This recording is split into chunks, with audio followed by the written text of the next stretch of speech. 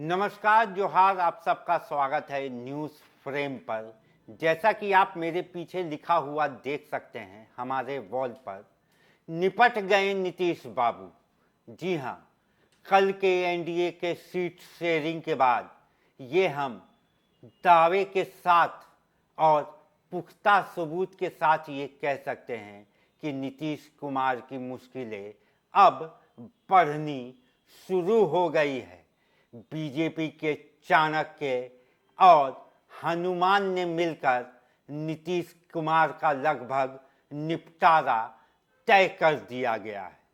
कल के seat sharing के बाद, जिसमें एनडीए में बीजेपी को 101 सीट, जेडीयू को 101 सीट और एलजेपी आर को 29 सीट, चिराग पासवान की पार्टी को और हमको 6 सीट के साथ साथ आरएलएम कुशवाहा, उपेंद्र कुशवाहा की पार्टी को 6 सीटें दी गई है।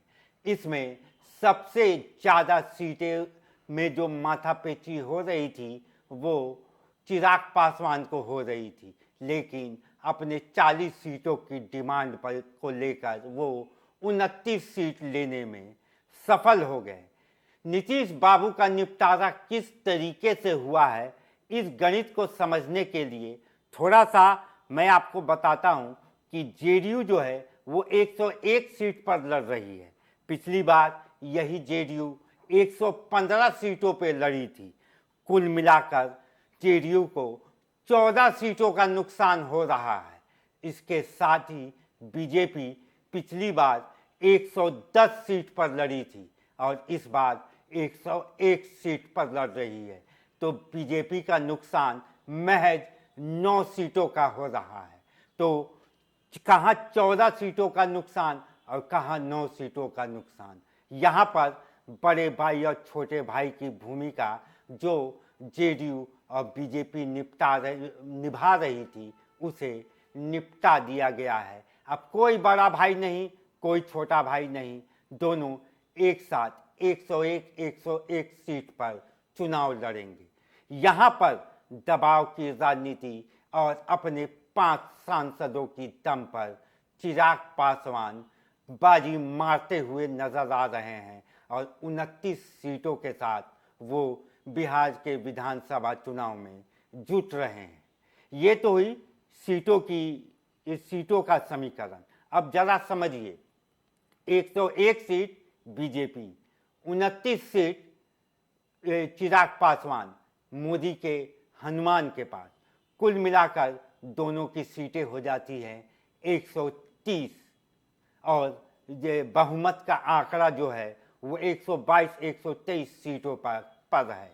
और इसके साथ ही अगर बीजेपी, चिराग और हम और उपेंद्र कुशवाहा की पार्टी भी जो कि 3 से 4 सीट जीतने का मादा रखती है, अगर ये तीनों का समीकरण हम बैठाते हैं तो बहुमत का, अगर बीजेपी और चिराग पासवान अच्छा परफॉर्मेंस करते हैं तो नीतीश कुमार का निपटारा, उनके मुख्यमंत्री बनने का निपटारा बीजेपी ने यहाँ लगभग तय कर दिया है। ये उसी तर्ज पर किया गया है जिस तरीके से महाराष्ट्र में पहले उद्धव ठाकरे को बड़े भाई या छोटे भाई के भूमिका से हटाया गया, फिर पार्टी को तोड़ा गया और फिर अभी की स्थिति में आप देख सकते हैं कि उद्धव ठाकरे ना बड़े भाई, ना छोटे भाई, ना मंझले भाई, किसी भी भाई के रूप में अभी सामने नहीं दिखते हैं।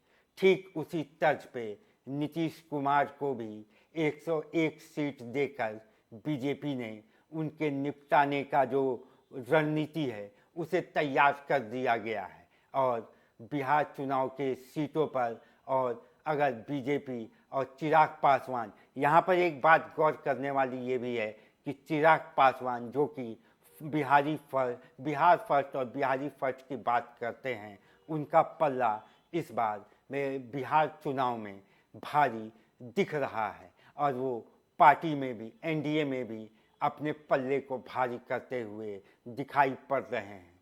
लोगों के बीच जाकर वो वोट भी मांग रहे हैं, और बिहार फर्स्ट बिहारी फर्स्ट का नारा बुलंद कर रहे हैं, जो कि बिहार के लोगों को काफ़ी पसंद भी आ रहा है।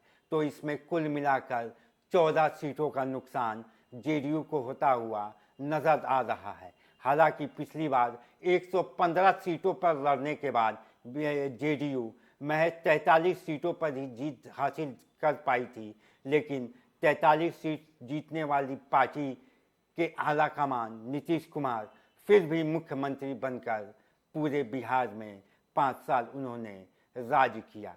लेकिन उसी गणित को तोड़ने के लिए और उसी समीकरण को तोड़ने के लिए बीजेपी ने चिराग पासवान का दामन थामा है। अब ये बिहार की जनता के ऊपर डिपेंड करता है कि वो किसे कितनी सीटें देती हैं, और उन सीटों के बाद ये जो समीकरण हम आपको बता रहे हैं, ये चुनाव परिणाम के बाद अगर बीजेपी चिराग पासवान, जीतन राम मांझी और उपेंद्र कुशवाहा की जोड़ी अगर बैठ जाती है तो नीतीश कुमार के लिए आने वाले दिन बहुत ही कष्टकारी होने वाले हैं।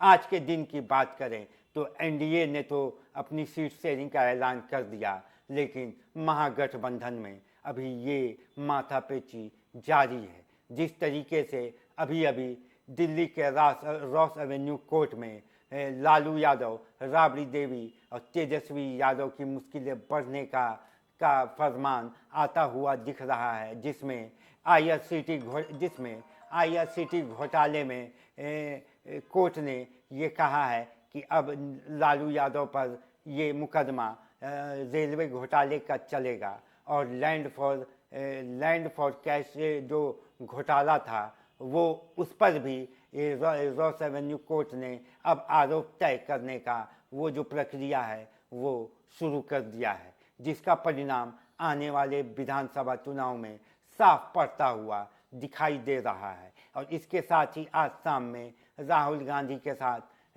जो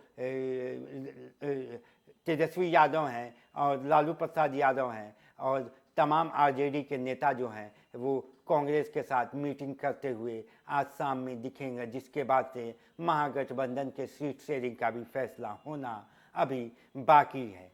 कुल मिला के हम देख सकते हैं अब ये जनता की नब्ज टटोलने के बाद और तमाम समीकरण को देखकर हम ये कह सकते हैं कि बीजेपी जो है वो अभी फ्रंट फुट पे बिहार चुनाव को खेल रही है, चाहे वो जेडीयू हो, चाहे वो कांग्रेस हो, चाहे वो आरजेडी हो। वो तमाम दलों को पर कुछ ना कुछ दाव पेच लगाकर बीजेपी अभी फ्रंट फुट पे बिहार चुनाव को खेल रही है। एक तरफ जहां नीतीश कुमार को उन्होंने बांधने की कोशिश की और चिराग पासवान को प्रमोट किया, दूसरी ओर आरजेडी की भी मुश्किलें जो हैं वो बढ़ती हुई नज़र आ रही हैं। तो इसके साथ ही हम ये कह सकते हैं कि बीजेपी जो है बिहार चुनाव में अभी बहुत ही स्ट्रॉन्ग पोजीशन पर अपने आप को प्रोजेक्ट कर रही है।